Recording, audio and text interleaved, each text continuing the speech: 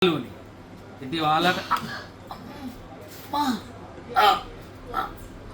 වෙන්න එන්ජින් එක මේකවල පොඩ්ඩක් රස්නේ කාලේ ස්ලෝ වෙනවනේ. ස්ලෝ වෙද්දී එන්ජින් එක පිකප් කරගන්න වෙන්න සුපිරි බට් ටිකක් කියලා දෙනවා. එන්ජින් මේක ඇවිල්ලා බියෝ එකක්.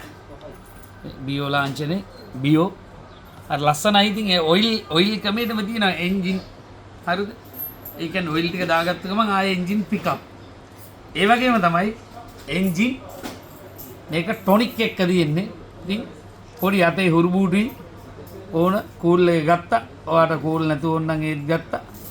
අස්සන්ට මෙහෙම කටේ දාත්තා. ආතල් එකේ ගියා. එන්ජින් එකක් පිකප්. ඔයාලත් පිකප්. එන්න කින්ස් අපායතනය තුල තියෙනවා එන්ජින්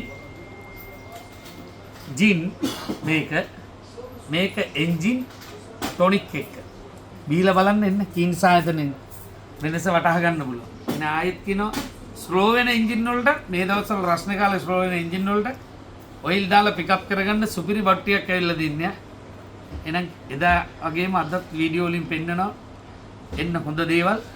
නැවතත් කියනවා එන්ජින් අන්ඩර් කොම්ප්‍රෙසර් වගේ තියෙනවනම් පිකප් කරගන්න එන්ජින් එක තියෙනවා සුපිරි එන්න.